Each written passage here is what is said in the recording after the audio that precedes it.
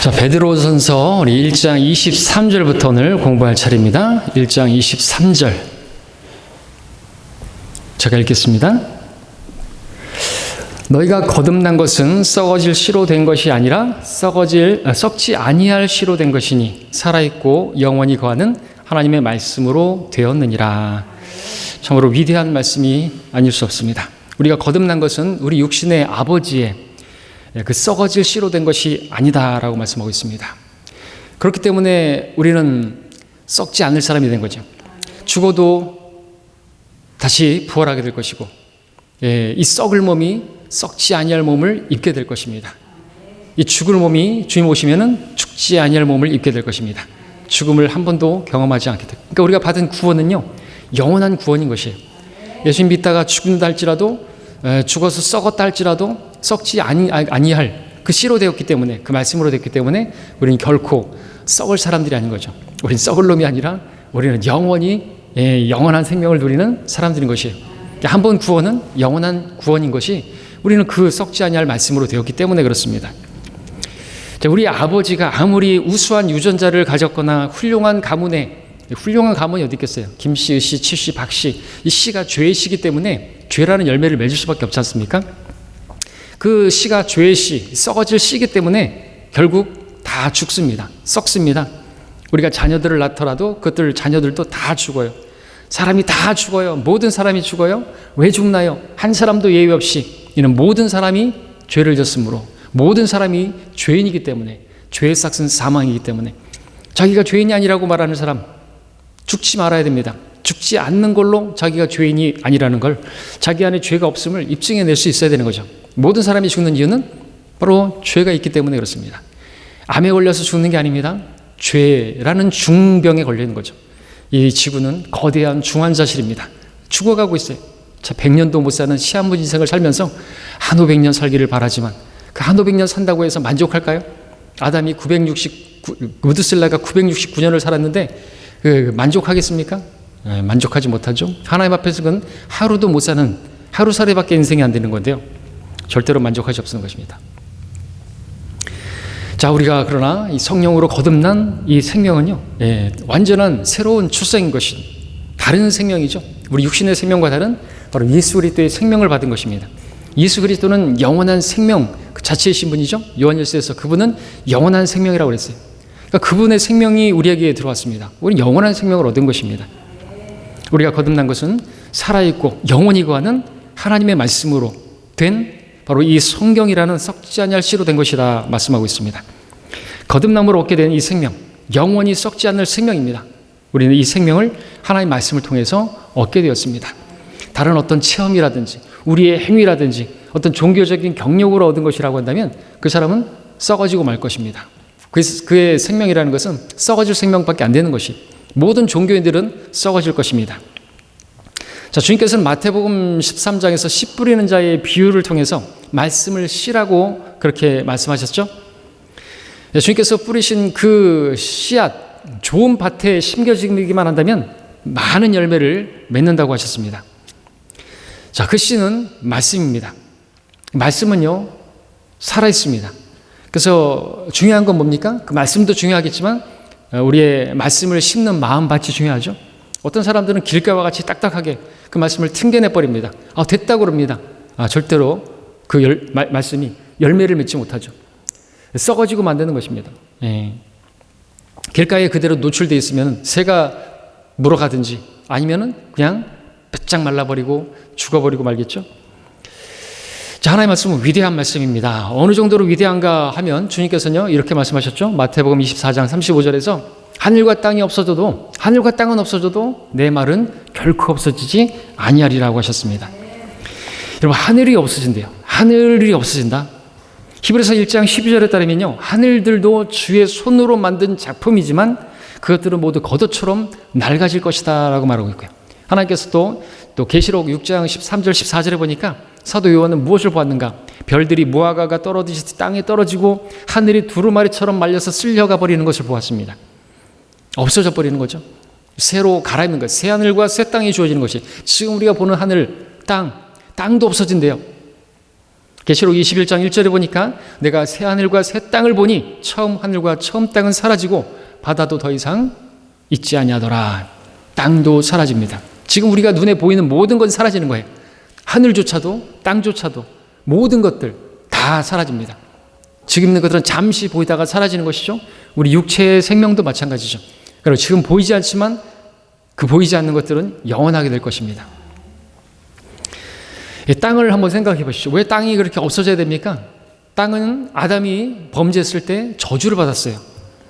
그 위에 사는 인간, 이 땅에서 나는 가시나무와 엉겅퀴를 내게 되고 농약을 쳐야 되고 잡초가 나고 이 저주받은 땅 위에서 우리는 그 고통 중에서 그 소산을, 그 열매를 먹지 않으면 안 되게 되었습니다. 그래서 하늘과 땅은 결국 사라지게 되어야 하는 것이죠. 자, 그런데 이것을 왜 말하고 있는 것입니까? 우리에게 있는, 우리 손에 들려진 이 성경은 사라지지 않는다는 것이죠. 하늘과 땅도 사라지는데, 없어지는데 주님의 말씀은, 내 말은 결코 없어지지 아니하리라.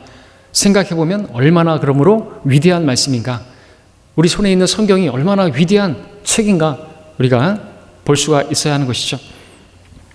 때문에 하나님의 말씀인 성경은 실로 인간으로서 가질 수 있는 그 어떤 무엇보다도 가장 가치가 있는 귀한 것입니다.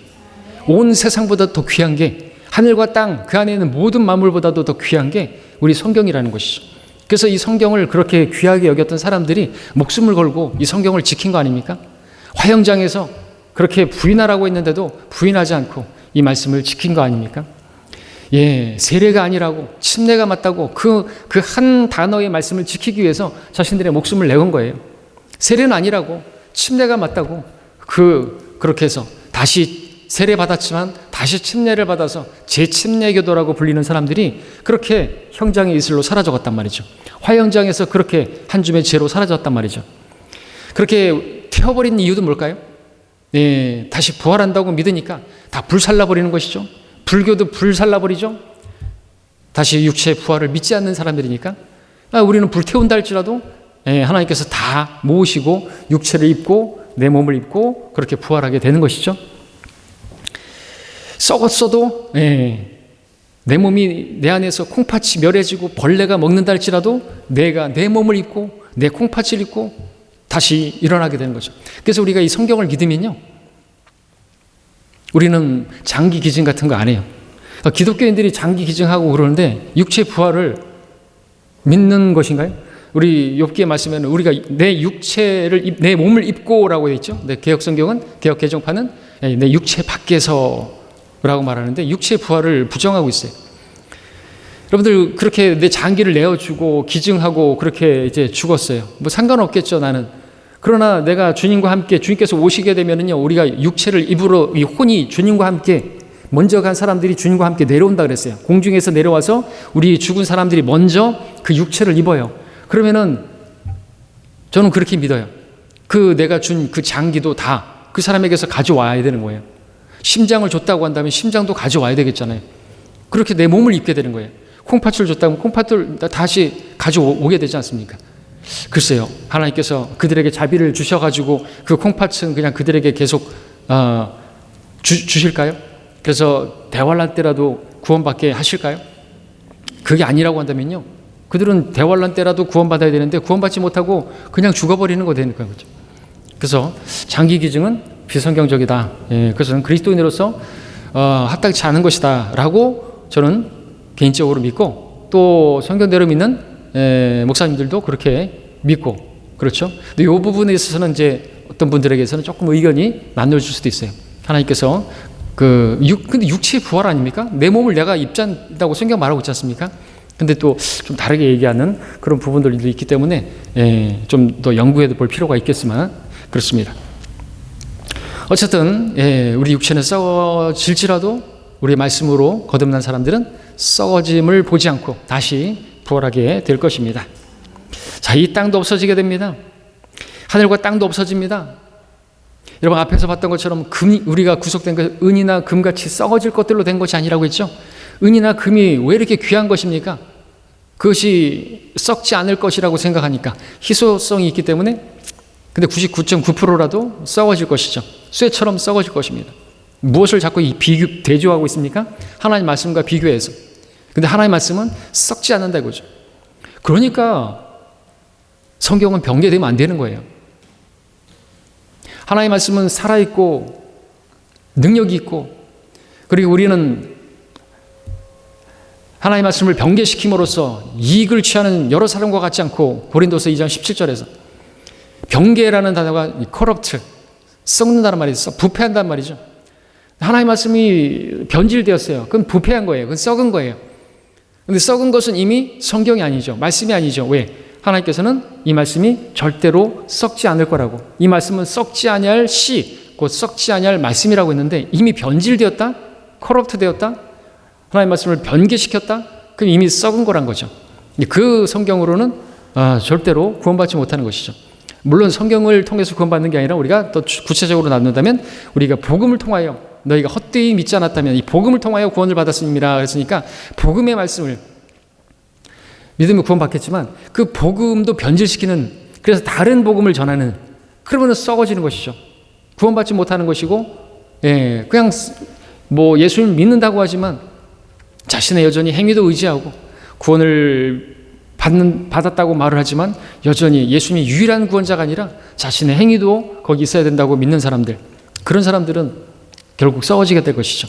우리는요, 오직 썩지 아니할 하나님 말씀으로, 그리고 25절에서 그래서 말하고 있지 않습니까? 주의 말씀은 영원토록 남아있습니다. 이것이 너희에게 복음으로 전해진 말씀이니라 그랬잖아요. 복음의 말씀으로 우리가 구원받은 거예요. 그 복음이 변질되면 안 되잖아요. 갈라디안주의로 변질되면 안 되지 않습니까? 행위구원을 포함시키면 안 되지 않습니까? 거기에 더해지고 빼지고 그렇게 되면요, 그것은 썩은 씨가 되는 거예요. 그러면은 그 사람은 그 썩은 복음으로, 다른 복음을 믿은 사람들은 신천지라든지 뭐 이만이라든지, 신천지가 이만이죠, 장길자라든지, 그죠? 그 어머니 교회 다 썩을 사람들이 되는 거예요. 왜? 다른 복음을 믿기 때문에. 거기다 첨가된 거잖아요. 누가, 그 어머니가 뭐 하나님이, 아버지가 뭐 누구하고 결혼을 하고, 그럼 그 아들은 누구예요? 그럼 그 장길자의 아들은 누구예요? 자, 그런 시대를 살고 있습니다. 근데 여기 그리스도가 있다, 저기 그리스도가 있다, 마지막 날들의 모습인 것이죠. 예, 장길자가 뭐 메시아다, 뭐 신천지 이만희가 메시아다 그러는데, 그렇게 되어 가고 있고 또 그렇게 더 될 것입니다. 자, 우리는 그래서 위대한 주님의 말씀을 가지고 있는 것입니다. 그래서 우리가 이 성경을 펼칠 때, 그리고 이 성경을 받아들일 때 그 말씀의 능력이 우리 안으로 그렇게 직접 흘러 들어오는 것이죠. 그래서 마치 전기 에너지를 끌어들일 수 있는 전기 콘센트를 전기 코드에 직접 꽂는 일과 마찬가지입니다. 하나님의 말씀이 성경에 우리에게 코드를 접속하기만 한다면 우리는 언제든지 그 에너지를 공급받고 힘을 얻을 수 있는 것이죠. 다른 무엇이 힘입니까? 주의 말씀이 능력이죠. 살아있고 능력 있어, 활력 있어. 그 말씀이 우리를 서게 만드는 것이죠. 그러나 이 하나님의 말씀이 성경에서 코드를 뽑는 순간, 그 사람은요, 누구라 할지라도, 목사라 할지라도 즉시 무기력하게 되고 쓸모 없어질 그런 사람이 되고 마는 거죠. 마치 포도나무에 그 가지가 떨어져 있으면은 말라버리고 시들어버리고 결국에는 쓸모 없어져서 태워져 버리는 것처럼, 그렇게 주님과 교제하지 않는 사람, 하나님의 말씀을 읽지 않는 사람, 성경에서 코드가 빠진 사람들은 아무짝에도 쓸모없는 그러한 사람이 되고 만든 것이죠. 주님 말씀을 업신여기는 사람, 주님 말씀을 변질시키는 사람, 롯의 아내처럼 뒤돌아보지 말라는 하나님의 말씀을 어겨서 그 말씀을 어기고 뒤돌아보면 소금기둥이 되어버린, 쓸모없는, 맛을 잃어버린, 아무짝에도 쓸 수 없는 그런 사람이 되고 마는 것이죠. 자, 하나님의 말씀인 성경은 그런 책인 것입니다. 베드로는 지금 이 구절에서 살아있고 영원히 거하는 하나님 말씀이라는 말을 통해서 하나님 말씀이 살아있음을 명백하게 천명하고 있고요. 사도 바울 역시나 히브리서 4장 12절에서 그렇게 천명하고 있죠. 하나님 말씀은 살아있고 능력이 있어 양날이 있는 어떤 칼보다도 예리하여 혼과 영, 관절과 골수를 찔러 가른다고 말씀하고 있지 않습니까? 이처럼 하나님의 말씀은 살아있기 때문에 우리가 이 하나님의 말씀의 성경을 우리가 집어드는 순간 우리 손에는 단순한 어떤 물건, 어떤 무기체가 들려져 있는 것이 아니라 살아있는 유기체가 들려있는 것이다. 좀 더 심하게 말하면 우리는 주님을 그렇게 들고 있다라는 표현 뭐하지만 주님께서 나와 함께하고 계시는 거예요. 우리가 성경을 열면 주님께 나에게 말씀해 주시는 것이 자, 그런 위대한 말씀인 것이죠. 예. 자, 24절을 보게 되면 또 무엇을 말하고 있습니까? 이는 모든 육체는 풀과 같고 사람의 모든 영광은 풀의 꽃과 같으며 풀은 마르고 꽃은 저도라고 말하고 있습니다. 역시나 다 사라진다는 거죠. 하늘과 땅도 사라지고 육체도 사라지고 이 육체가 누리게 되는 이 영광도 사라지게 되고 다 사라진다 이거죠. 그러나 하나님의 말씀만 남아있겠다 이거죠. 세상도 세상에 있는 것도 다 사라지지만 하나님의 뜻을 행하는 자는 영원히 남아있으리라 또 말씀하고 있는 것처럼 자, 모든 육체라고 한다면 우리 육체도 포함하는 것입니다. 모든 육체는요 풀과 같다고 말하고 있습니다. 풀 얼마나 더덥습니까? 그 풀의 꽃, 그 꽃은 그 풀에 있어서 가장 귀한 부분이죠. 그 인간으로서 육체로서 사는 동안 꽃다운 나이라고 말하기도 하죠. 언제가 꽃다운 나이예요? 20대? 예, 아름다운. 근데 조금 지나면은 그 영광이라는 게 사라져버려요. 아름다운 무슨 영화배우, 옛날에 브룩실즈, 소피 마르소, 제가 알고 있는 그 사람들 지금 어떻게 됐어요? 쭈글쭈글해지고 그 꽃은 다 사라져버렸어요. 남자들도 마찬가지죠. 아주 멋진 그런 아를랑들롱 이런 사람들 다 지금 어디 갔어요? 다 사라져버렸어요. 어떤 풀이라도 한철 그렇게 살다가 곧 죽어버리는 것이죠. 그런즉 우리들이 누리는 그 영광이 아무리 대단하다 할지라도 솔로몬이 누렸던 그 영광도 그 풀의 꽃만 못한 것이다 이죠. 그 꽃처럼 잠시 반짝하다가 사라져버리는 것이다라는 것이죠. 그러나 하나님 말씀은 어떤 것입니까? 우리가 하나님의 말씀을 통해서 구원받고 또 이 하나님의 말씀을 행한다면 그 말씀을 지킨다면 하나님께서 우리에게 영광을 주실 것인데 왕국에서 누리게 되는 통치를 주실 것인데 그 통치의 그 영광은요 영원한 영광이라고 하죠. 우리가 받는 고난은 잠시 받는 것이고요 우리가 누리게 될 영광은 이 잠시 받는 고난에 비할 게 못 된다고 말하고 있죠. 때문에 우리가 자녀들이라고 한다면 고난을 받아야 된다고, 우리가 상속자라고 한다면 우리가 하나님의 자녀라고 한다면 우리가 또한 상속자들인데 우리가 상속을 받기 위해서는 고난을 또한 받아야 된다고 말하고 있습니다. 우리는 계산을 잘해야 되겠죠. 어떤 영광을 구할 것이냐. 우리는 대통령, 국회 장관, 이런 사람들 전혀 부러워하는 사람이 아니에요. 대통령 해봐야 5년 지나고 나면 감옥에 가든지 손가락질 당하든지 그럴 걸 못 하려고 그렇게 하는지 모르겠죠. 우리가 누리게 될 영광은요 주님과 함께 누리게 될 단지 천년에서 끝나는 게 아니라 영원히 누리게 될 영광인 것입니다. 그때 여러분들 오른편과 왼편에 영의정, 좌의정, 우의정 될 수 있다는 거죠. 우리가 면류관을 받아 쓰고 우리는 주님과 함께 영원 무궁토록 통치하게 될 거라고 말씀하고 있는 것입니다.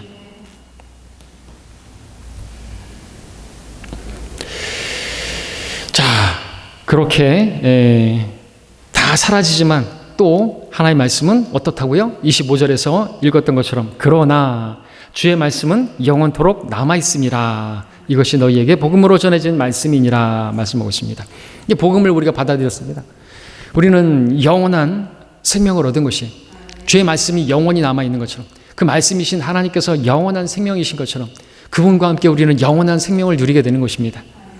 그래서 구원은요 영원한 구원인 거예요.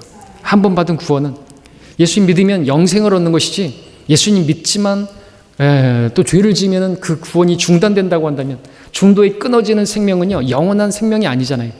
그러면은 누구든지 그를 믿는 사람은 중간에 끊어질 수도 있는 생명을 얻으리니 이렇게 말을 해야죠. 하나님께서 세상을 이처럼 사랑하셔서 그의 독생자를 주셨으니 이는 그를 믿는 사람은 누구든지 중도에 끊어질 수도 있는 영생이 아니라 한시적인 생명을 얻게 하려 함이라. 그렇게 말해야 되잖아요. 아니라는 것이죠. 영생이 뭔지 몰라요? 영원한 생명이에요. 하나님께서 우리가 구원받을 때 순간적으로 그렇게 받은 것, 순간적으로 믿었을 때 영원한 생명을 주신 것이죠. 주님께서는 단번에 그렇게 희생을 당하셨지만 한 번 드려주셨지만 영원한 속죄를 이루시고 영원한 구원을 이루시고 완전한 속죄를 이루어주신 것이죠. 우리는 그것을 믿는 사람들인 것입니다. 그렇기 때문에 우리는 기뻐하며 찬양을 하는 것이죠. 만약에 우리가 중간에 또 죄를 지면 또 지옥 간다 그러면 두려움 가운데서 찬양을 해야 되겠죠. 주님, 제 찬양하는 이 모습을 보시고 이뻐하시고 저를 좀 구원해 주세요. 아부 떨듯이 우리가 찬양을 해야 하는 거예요? 아부 떨듯이 예배를 드리는 거예요? 아니죠. 우리는 성경의 가사들도 기쁨으로 노래하잖아요. 우리가 기쁜 날, 그리고 기쁘게 찬양하는 그런 사람들이 누구예요? 구원을 받았기 때문에, 영원한 구원의 보장을 받은 사람들이 그렇게 기쁘게 노래할 수 있는 거 아닙니까? 그렇습니다. 자, 주의 말씀이 영원토록 남아있다. 금과 은도 썩어져 버릴 것이고 하늘과 땅도 다 사라져 버릴 것이고 육체도 육체의 영광도 다 사라져 버릴 것이고, 계속해서 반복하는 게 뭐예요? 오직 주의 말씀만 영원히 남아있을 영원한 가치가 있는 가장 귀한 것이다 라고 말하고 있고, 그것이 우리에게 복음으로까지 전해졌다. 복음을 통해서 받은 우리의 구원은 영원한 구원이다 라고 말씀하고 있는 것입니다. 모든 육체, 모든 피조물들이 다 사라지고 다 불타 없어져 버리는데 우리 손에 있는 성경만큼은 영원히 남아있게 될 것이다. 베드로는 이것이 주의 말씀이라고 말하고 있는 것입니다. 세상은 없어져도 절대로 없어지지 않을 이것이 바로 여러분의 손에 있는 말씀인 것입니다. 성경인 것입니다. 자, 이제 2장 1절로 넘어가서 보겠습니다. 그러므로 모든 악의와 모든 속임수와 위선과 시기와 온갖 비방하는 말을 버리고 라고 말하고 있습니다. 하나하나를 살펴보도록 하겠습니다. 일반적으로 우리가 악의라고 한다고 한다면, 이 악의는 고약한 성질을 말하죠. 이 고약한 성질이라고 하는 것은 나쁜 일만 생각하고 나쁜 짓만 하고 싶어하는 그러한 성질을 말하는 것이죠. 이게 마귀적인 성품입니다. 어떻게 하면 악한 일을 계획할까? 어떻게 하면 죄를 지어볼까? 그런 악의죠, 악의. 사람이 누군가를 미워하기 시작하면 그 사람에게 어떻게든지 해를 끼치고 싶어하는 그러한 생각이 마음속에 자리 잡게 됩니다. 이것이 바로 악의입니다. 그 다음에 나오는 속임수. 속임수라는 것은 진리를 역행하는 것, 속임수죠. 그렇기 때문에 이 속임수는 악의와 한통속입니다. 바늘과 실과 같은 존재입니다. 또 위선이 나옵니다. 위선은 겉다르고 속다른 것이죠. 한 입으로 두 말하는 것입니다. 입으로는 진실을 말하는 척하지만 행동은 딴판인 경우도 위선이라고 말하죠. 하나님께서 가증스럽게 여기는 것이죠. 자, 위선의 결과는 무엇입니까? 왜 위선을 행하는 것입니까? 다른 사람을 속이기 위한 것이죠. 그렇게 속여서 이득을 취하는 것이고 해를 끼치는 거 아닙니까? 그런 점에서 악의와 속임수와 위선은 한통속인 것입니다. 또 시기가 나옵니다. 시기라고 하는 것은 남이 잘 되는 것을 참지 못하고 어떻게든 그것을 깎아내리고자 하는 것을 말하죠. 자, 시기하는 사람치고 그 속에 악의가 없는 사람이 없습니다. 또 시기하는 사람치고 속임수를 쓰지 않는 사람도 없습니다. 또 시기하는 사람치고 자기가 시기하고 있다라고 말하는 사람도 없습니다. 그러므로 시기는 위선의 모습을 띠게 되는 것이죠. 그렇기 때문에 시기는 악의와 속임수와 위선과 한통속인 것입니다. 다 같은 죄라는 것이죠. 또 비방이 나오고 있습니다. 비방이라고 하는 것은 악의에서 나온 욕을 비방이라고 합니다. 다른 사람을 비방하는 것이 사람들에게 먹혀들게 하려면 부득불 속임수를 써야 하는데, 그렇게 하려면 거기에 반드시 위선을 부려야죠. 속이기 위해서는 위선을 부려야 되잖아요. 겉으로는 안 그런 척 해야 되잖아요. 자, 그러므로 이 비방 또한 속임수와 악의와 이런 그 위선과 시기와 이런 것들과 다 한통속인 것입니다. 그러니까 모든 사람들은 다 이런 것이 있는 거예요. 모든 죄인들에게는 이런 것이 다 들어있단 말이죠. 정도의 차이가 있지만 악의와 속임수와 위선과 시기와 그 가운데서 비방하는 것, 험담하는 거, 욕하는 거, 왜 그럴까요? 아이들을 우리가 키워보면 알잖아요. 아이들에게 욕을 가르친 적이 없고 물건을 훔치라고 엄마 물건 훔치는 거 가르쳐 준 적도 없는데 당연히 그렇게 하죠. 왜요? 죄인의 씨로 태어났기 때문에 그렇습니다. 죄인이라는 것을 입증하는 것이죠. 그리고 자기가 죄를 짓고 나면은 남 핑계 대죠. 동생에게 책임을 전가한다든지, 아담이 그 선악과를 먹고 나서 이브에게 하나님께서 주신 아내가 하나님께 책임을 돌리면서 또 아내에게 책임을 돌리면서 하나님께서 동성연애자들도 하나님께서 나를 이렇게 만드셨다고. 아니에요. 선천적인 거 아닙니다. 후천적인 것이죠. 자, 이것이 바로 인간의 특징이에요. 하나님께 책임을 전가하고 누군가에게 책임을 전가하고. 왜 그렇습니까? 아담의 죄성을 물려받아 태어났기 때문에 그렇습니다. 한 사람의 불순종으로 말미암아 모든 사람에게 이제 죄가 전가되었고 사망이 전가되었고 그 불순종의 죄들이 나타나는 것이죠. 하나님은 참되시나 사람은 모두 거짓말쟁이라고 말했어요. 거짓, 위선 이런 것들을 보이는 것입니다. 원래 사람들은 이러한 속성을 누가 가르쳐주지 않아도 태어날 때부터 가지고 태어났습니다. 보소서 내가 죄악 중에 조성되었고 죄 중에서 내 어미가 나를 배웠나이다. 다윗조차도 그렇게 고백했습니다. 모태 신앙은 없습니다. 모태 죄인만 있을 뿐입니다.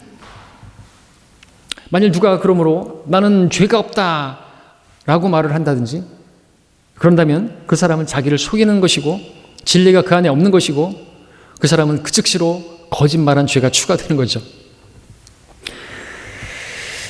자, 복음을 거부하고 자신의 정욕대로 살아가는 사람들, 하나님께서는 그들을 내버려 두신다고 로마서 1장 24절에서 말씀하고 있습니다. 그들의 정욕에 따른 더러움에 내버려 두시어. 그리고 내버려 두니까 온당치 않은 일들을 행하는데 어디까지 가는 것인가? 서로 그 정욕이 불타서 남자가 남자와 더불어서 부끄러운 일을 행하고 그런 동성애를 행하고 간다라는 거죠. 갈 때까지 가는 게 뭐까지 가는 거예요? 동성연애예요. 하나님께서 항상 심판하실 때면은 노아의 때라든지, 그죠? 롯의 날들이라든지 다 그때는 뭐 특징이 뭡니까? 그리고 우리 재판 관계도 보면은 하나님께서 심판하시고 하는 그 뭐예요? 동성연애. 마지막 날에도 마찬가지입니다. 롯의 날들을 기억하라 그랬잖아요. 주님께서 오실 날이, 우리를 데려가실 날이 가까웠다라고 하는 것은 이 세상에 동성연애자들이 음지에서 양지로 나오고 그들이 어떤 주권을 행사하고 자기들에게도 그런 시민의 권리, 자기들의 어떤 주권을 행사하는 그런 모습이 세상에 만연할 때, 우리는 그날이 가까웠음을 보게 되는 것이죠. 더욱더 깨어 있어야 되는 거죠. 우리는 뭐 동성연애를 뭐 반대하자, 기독교 운동 그런 사람들처럼 하잖아요. 우리가 그런다고 해서 그러면 예수님의 오심도 미룰 수 있는 것이에요. 예수님 오지 마세요. 우리가 이 기독교계가 그 얼마든지 이 세상을 얼마든지 왕국으로 만들 수 있다고 말하는 거예요.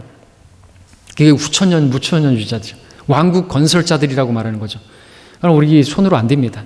그래서 우리 정치가 뭐 대통령이 뭐 기독교인이 되고 그래봐야 소용없어요.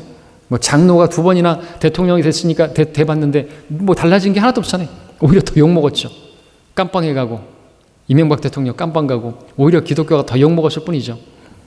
안 바뀝니다. 예수님께서 세상을 위해서 나는 기도하지 않는다고 하셨습니다.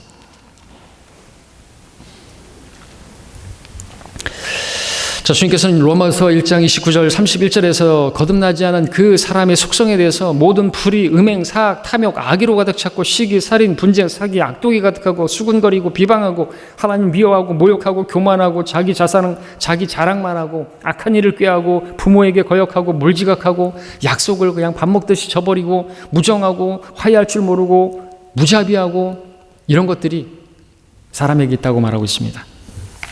기회만 주어진다면 얼마든지 고개를 쳐들고 이것이 우리 속에서 나와서 그 사람을 더럽힌다고 말하고 있습니다. 그 사람의 마음속에서 나오는 것이 악한 생각과 간음과 음행과 살인과 도둑질과 탐욕과 악의와 시기와 방탕과 악한 눈과 하나님 모독함과 교만과 어리석음이 그 모든 것이 속에서 나와서 그 사람을 더럽히느니라 그랬습니다. 아무리 우리가 깨끗하게 옷 입고 옷을 차려입고 화장을 하고 양복을 입는다고 해서 우리가 깨끗하고 신사숙녀, 레이디스 앤 젠틀맨이 되는 게 아니고 겉을 포장한다고 되는 게 아니고 종교로서 단장한다고 되는 게 아니고 우리 속이 문제라는 거죠. 만물보다 더러운 것이, 심히 악한 것이 인간의 마음이라고 했습니다. 그 안에 주님께서 오시지 않으면 안 되는 것이죠. 자, 이러한 인간인데 그러면서도 자신의 그 더러운 면을 들여다보고 인지할 수 있는 인간에게 양심이라는 것이, 이성이라는 것이 있다고 말하고 있죠. 그래서 로마서 2장 14절 15절에서는 율법이 없는 이방인들이 본성으로 율법에 있는 일들을 행할 때에는 율법이 없어도 이것들이 그에게 스스로에게 율법이 되나니 그들의 양심이 증거한다 그랬습니다. 그들의 이성이 송사한다 그랬습니다. 그래서 변명하여 그들의 마음에 기록된 율법의 행위들을 보여준다 이거죠. 그러니까 율법을 받지 못한 유대인들이 아닌 이방인들은 그 양심이 마치 십계명과 같이 아무리 미개한 나라 사람이라 할지라도 살인하면 안 된다 이거죠. 가늠하면 안 된다는 것이죠. 도둑질하면 안 된다는 거 다 알고 있어요. 권선징악 알고 있지 않습니까? 조선시대 사람들도 우리 죄를 지은 사람은 뭐라 그래요? 죽여 주시옵소서. 죄를 졌으면 벌을 받아야 한다는 걸 알고 있습니다. 이건 종교 이야기가 아니에요. 그렇죠? 우리는 종교 이야기가 아닌데 우리는 모두가 죄를 지었고 그 죄 때문에 벌을 받게 되는데 이 땅에서도 죄를 지은 사람은 감옥에 가듯이 하나님의 말씀에 따라서 자신의 그 죄인됨을 시인하지 않은 사람들 지옥에 간다고 거기서 죄값을 치른다 그러는데 종교적인 이야기라고. 기독교는 그렇게 믿는다고. 우리 불교에는 그렇게 안 믿는다고. 어떻게 믿는데? 잘 살면은 다시 윤회하는데 인간으로 태어나는 게 잘 사는 것인데 그 인간으로 태어나서 잘 사는 게 머리 깎고 고무신 신고 저 산에 들어가가지고 아무 답이 이러는 게 잘 사는 거예요? 그리고 윤회해서 뭐 하려고? 석가모니가 사람이지 그가 신이에요? 자, 무슨 말입니까?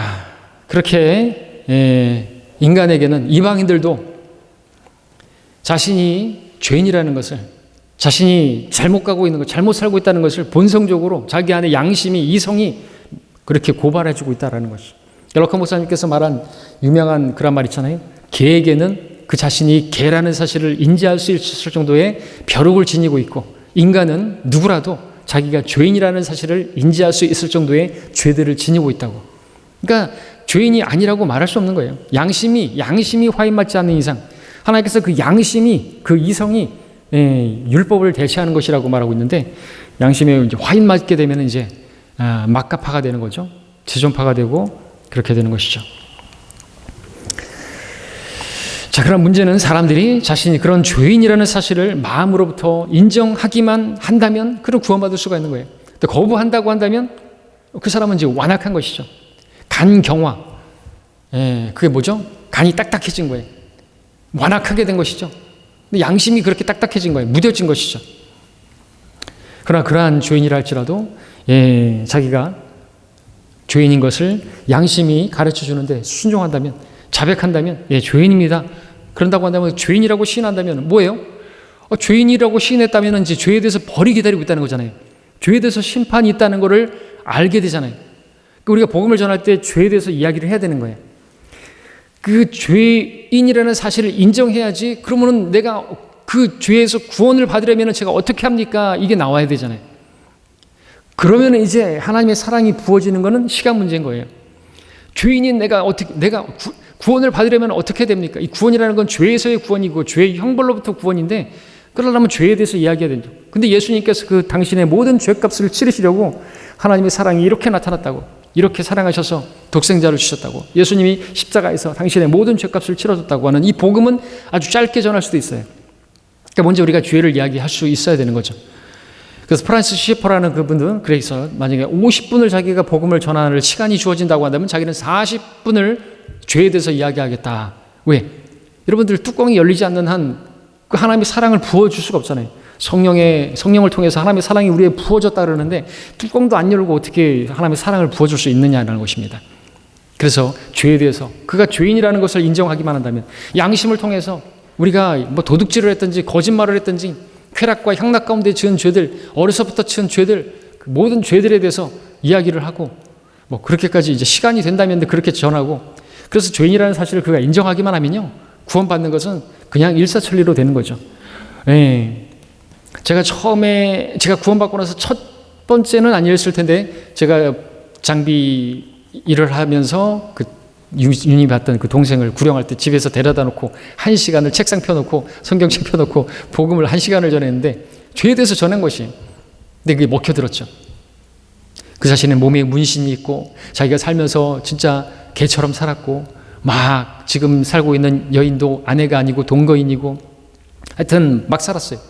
그러니까는 그렇게 하더니 나중에는 막 벌벌벌 떨면서 자기가 그러면 어떻게 하면은 자기가 지옥 안 가냐고 자기가 스스로 입을 얘기를 하는 것이죠. 그렇게 해서 이제 구원을 받게 되는데 눈물로 예수님을 영접을 했어요. 자, 무엇을 얘기하고 있습니까? 그렇게 죄인이라는 사실을 마음으로부터 인정하기만 하면요, 그것은 구원의 이제 단추가 끼워지는 거죠. 다다다닥 자동적으로 지퍼가 올라듯이 올라가게 되는 것입니다. 자, 그 다음에 2장 2절을 보겠습니다. 갓난아기들로서 순수한 말씀의 젖을 사모하라 그랬습니다. 왜요? 이는 너희가 그것으로 인하여 자라게 하려 함이라. 자, 1절에서 모든 악의, 속임수, 위선, 시기, 비방을 버리라고 조언을 했는데 갓난아기들로서 순수한 말씀의 젖을 사모하라고 또 충고합니다. 그러니까 우리가 이 하나님의 말씀을 사모하기 위해서는요, 이 하나님의 말씀을 사모하지 않는 이유도 뭡니까? 모든 악의와 비방과 시기와 위선과 이런 것들을 여전히 버리지 않고서는요, 하나님의 말씀을 사모하지 않겠죠. 이것은 이렇게 비유할 수 있겠죠. 온갖 불량식품을 막 먹으면요, 우리 몸에 좋은 그 밥맛을 잃어버리잖아요. 이제 밥맛을 잃어버린 애들이 왜 그런 거예요? 햄버거, 피자, 군것질하고 이런 사람들, 아니 온갖 그런 인스턴트 식품들을 먹어버린 그런 애들은 밥을 보면 밥맛이야 그러잖아요. 밥이 얼마나 맛있는데 나이 70 먹고 80 먹어도 그분이 지금도 여전히 드시고 있는 게 밥이잖아요. 밥맛이 얼마나 맛있는데 밥맛이야 그러면서 다른 걸 찾냐 이거죠. 하나님 말씀이 얼마나 귀한데, 하나님 말씀이 얼마나 정말 꿀처럼 달고 그런데 왜 그것을 안 먹는가 이거죠. 온갖 악의와 위선과 시기 이런 것들을 온갖 먹었기 때문에 하나님의 말씀을 멀리하는 것이죠. 그러니까 그런 것들을 버려야 하나님의 말씀을 사모할 수 있는 거지. 세상과 세상에 있는 것들을 즐기면서 절대로 하나님의 말씀을 사모할 수가 없는 거예요. 하나님의 말씀만 읽으려고 그러면 졸립고, 왜 그런 것이에요? 자기가 할 거 다 하고 잘 때만 되면은 그렇게 성경 읽고 자야지 그러면서 하니까는 성경만 펼치면은 졸린 것이죠. 습관화가 그렇게 돼버렸기 때문에 그렇죠. 우리가 시간이 없는데요. 이 다음 시간에 2장 2절부터는 계속해서 공부를 또 하도록 했습니다. 2장 2절 너무나 중요한 말씀이죠. 이 말씀이 또 개혁성경, 개혁개정판 병개된 성서들에는요, 어떻게 되어 있습니까? 우리가 말씀을 젖을 사모해야 되는 이유가 그것으로 인하여 자라게 하렴이라고 말하고 있는데, 병개된 성서들은요, 구원 안에서 자라게 하려, 또 구원에 이르도록이라고 하는 표현을 쓰고 있단 말이죠. 구원의 안에서 어떻게 자라요? 그럼 구원 밖에 있는 이미 죽은 것인데, 이미 거듭난 사람들은 생명이 태어난 사람들인데 구원 안에서 자라야 된다고요? 구원 밖에서는 이미 죽은 것인데 말도 안 되는 그렇게 해서 병개된 이유가 무엇일까요? 마귀가 그렇게 혼란스럽게 만드는 거죠. 행위군을 가르치는 것이죠. 다른 복음을 가르치는 것입니다. 다음 시간에 계속해서 2장 2절부터 공부하도록 하겠습니다.